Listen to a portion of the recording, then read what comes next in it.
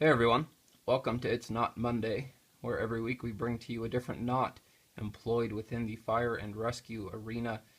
Before we get into the knot though, as always, when you're learning knots and when you're practicing tying them, make sure that you wear gloves when you're doing so. This is simply because we often find ourselves wearing gloves out in the field in real life situations. And so if you learn the knots and you practice them while wearing gloves, you will have no problem tying these knots out in the field when you have gloves on. However, if you learn knots and tie them and practice them without wearing gloves, and then you go to tie them with gloves on, you may find yourself fumbling over the rope simply because the gloves reduce your dexterity and your tactile sensation. That said, as with all the other videos, I will be tying this knot and demonstrating how to tie the knot without gloves on, simply so that you can see what my hands are doing and how I'm articulating the rope. Before we get into this knot though, one caveat, and that is that I don't like this knot. It's a fine knot if you're using it to tie to a cord or to a tree, but given the choice between a knot with a history of occasional malfunction, which the Bowline has quite a reputation for malfunctioning, and a knot without that type of history, like the figure eight or the figure eight follow through, I am always going to go with the figure eight follow through as a method for tying into a harness or creating a secure loop, either at the end of a rope or anywhere along the length of the rope. But I will demonstrate this knot for you because a lot of people still use it, and like I said, it's a good knot as long as my life is on it. Anyone who is still employing this knot and placing their life on it, they either don't know about the history of failure with the knot, or they do know and they figure that it will never be them. There are ways to back up this knot to limit catastrophic failure, and we'll demonstrate that in a future video. But for today, we're just going to teach the basic Bowline, and then I'll teach you real quick the double Bowline, because it's just one extra turn in the rope. And but both the single Bowline and the double Bowline do have a history of failure. If you already know this knot and you already know the figure eight and you're still using this knot to tie into a harness or to create a loop, as you see here, I would highly recommend that you look into the failure rate of this knot. In fact, I'll even demonstrate how it fails. And then I would also recommend that you stop using it and you start using the figure eight follow through when creating a loop or tying into a harness. So without further ado, here is your Bowline. That's what it looks like when it's tied. Now it looks a lot more complicated than it actually is to tie, and I'll demonstrate that real quick. As you can see, it comes out real easy, and that's one of the reasons why people rely on it, why people love this knot, is because even when you put this knot under an extreme load, you can undo it real quick, real simple. It doesn't put any kinks in the rope, and but obviously if a knot comes undone easily, even after an extreme load, the side effect of that attribute to a knot is that it can come undone by itself. And what I mean when I say by itself, I mean without you undoing it. So turbulence along the line, placing the line under load, and then multiple times in a short period of time, which creates turbulence throughout the rope and throughout the knot, can undo it, and I'll demonstrate that. But real quick, here's how you tie a Bowline. Alright, so you have your end of the rope. Okay. The quickest way that I've ever been able to do it, and the quickest way that I teach it, is create a loop around your forefingers. Okay, whether you have gloves on or not. You're going to take the terminal end of the rope, you're going to pass it up through the loop that you've created. You're going to come behind the working end, right? We're assuming that this end is either attached to an anchor or attached to a litter, or whatever this end is attached to, right? You want to create a loop on this end. So you're going to create a loop around your four fingers.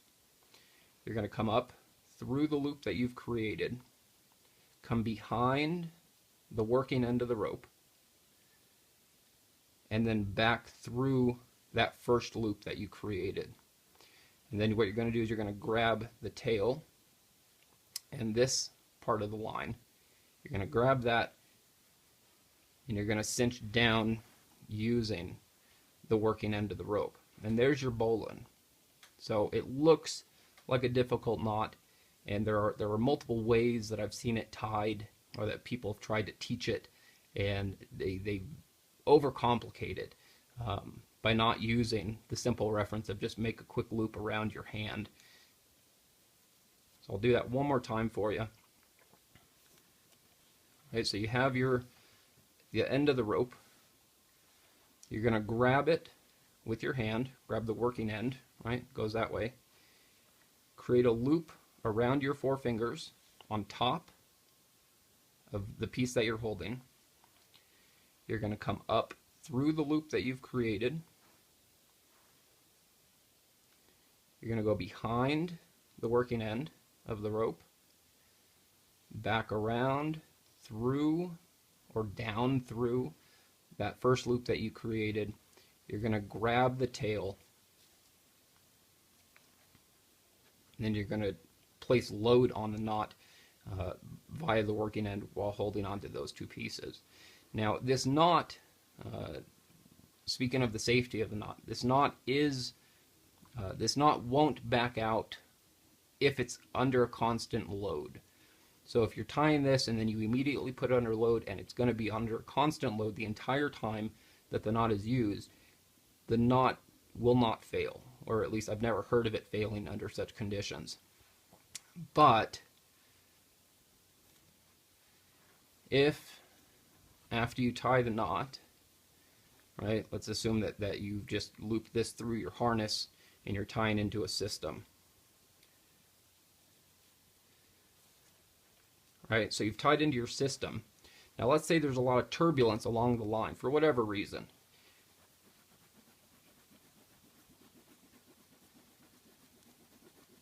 Eventually, the knot will completely work itself out. Now, if you're still tied into this end, right, and your weight, the entire weight of your body is on this end, it will completely pull through, and you've just slipped off the end of the line. Now, there are multiple reasons why there would be that kind of turbulence. I mean, if you're flaking out the rope and or whatever you're doing with it, however you're articulating the working end, whether it has something attached or you are physically articulating the rope further down the line with not that much turbulence. I mean, that looked like a lot, but it really wasn't in a real life situation. The knot does work itself out,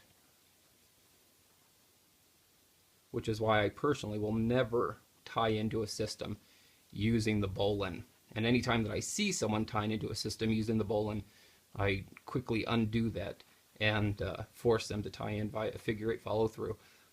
Another reason why this knot is not as awesome, I guess, as the figure-8 follow-through is it's not as easy to check.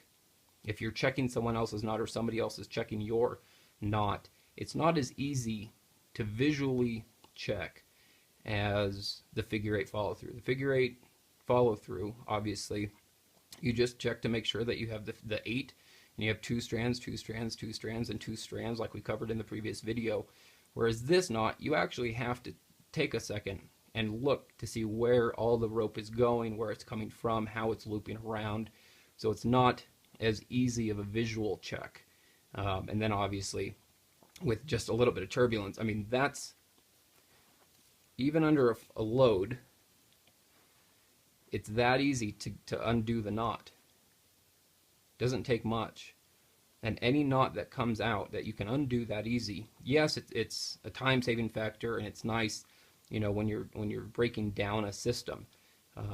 But if your life is going to be here, You don't want a knot that comes out and that works itself out and comes undone that easily.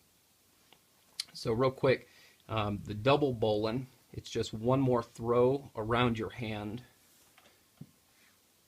All right, so you do the first loop or throw around your hand. You do a second loop or throw around your hand, and then the rest of the process is identical. You come up through, you go back behind the working end, and then go back down through that first loop. And then it takes a second to actually dress this knot, because this loop technically is on this piece of the line. So you cinch that down, and there's your double bowline. So it looks exactly like a regular bowline, except you have two loops right here. Everything else looks identical because the process is identical. But there's your double bowline. Is this safer than the regular bowline or the single bowline? Some would say yes. However, it breaks down just as easy. And if you have enough turbulence, right? Let's say you tie this onto your harness, and then you set your harness down while you went to set up the rest of the system, and you're sitting and you're articulating the line, and you've created turbulence, the knot will loosen itself up, and it comes undone just as easy. So there is your bowline, everyone. Again, I personally will never tie into a system this way. I will never let anyone that I'm climbing with or setting up a rescue system with tie in this way or create a loop to clip onto an anchor, simply because I don't trust this knot. I am not paid by anyone to promote the figure eight follow through, but when you look at the data, this knot is not as safe. So that's how you tie it, although just don't ever use it. I mean, unless someone that outranks you tells you that you must put your life on it, and you're willing to go down that route, don't use it. So there's your bowline, everyone. If you have any questions, feel free to post them in the comments on the video, or visit the Facebook page. I'll put a link to the Facebook page somewhere up here, hopefully. But you can also check for the link down in the description box, and feel free to comment on the video on the Facebook page as well. Also, if you have knots that you want to learn how to tie quicker or easier, like I said, that's a lot easier of a way to tie a bowline than a lot of the other instructions that I've ever seen, either online or in person, given. So if you have other knots that there may be a quicker way and that you'd like to learn a quicker way to tie, feel free to post those knots in the comments or on the Facebook page, and we'll make sure to add them to the list for upcoming videos. Thanks, everyone. Be safe.